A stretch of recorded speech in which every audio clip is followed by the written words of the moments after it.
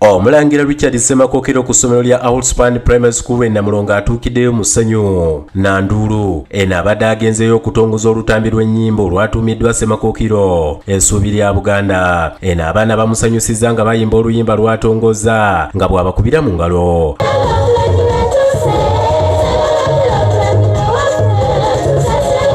Mu kwogera kwe Semakokero asabye abaana bulijjo okuwa abazadde baabwe ne Katonda ekitiibwa. Abasabye okusoma ennyo olwo lwe banaatuuka ku birungi bye beetaaga.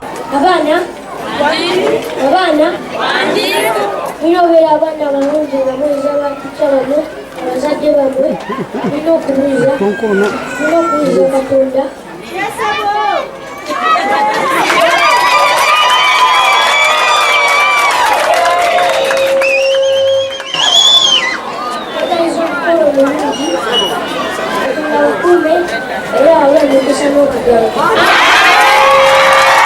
Omulangira asaze keeki n'agabula bato banne.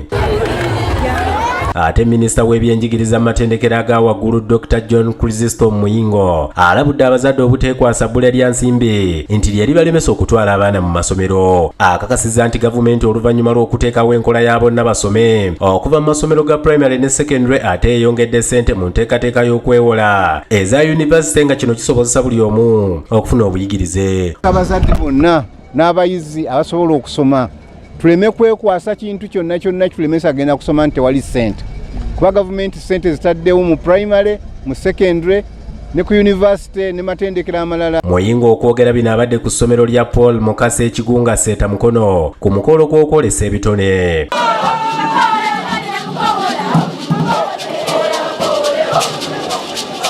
Annyonnyodde abazadde ebifo mwe balina okufuna foomu ez'okwewandiisa okusobola okwewola fiizi. Ogenda mu offices zaffe oba ku website yaffe Ministry of Education oba mu Centenary Bank n'ofunayo foomu n'ogijjuza. Ku mukolo guno abayizi bavuganyizza mu nnyumba zaabwe nga bayita mu nnyimba, emizannyo n'amazina.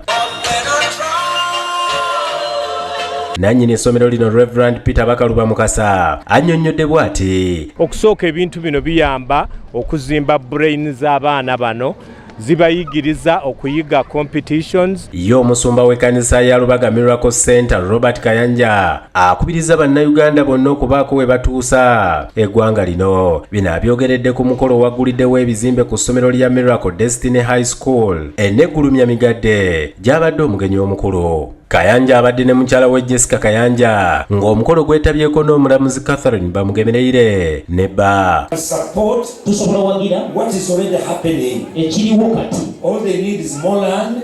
Money to build more classrooms. Omutandisi w'essomero lino Pastor Robert Nabulere yeebazizza Bakayanja olw'okumukwasizaako mu buli kimu. These buildings have been completed.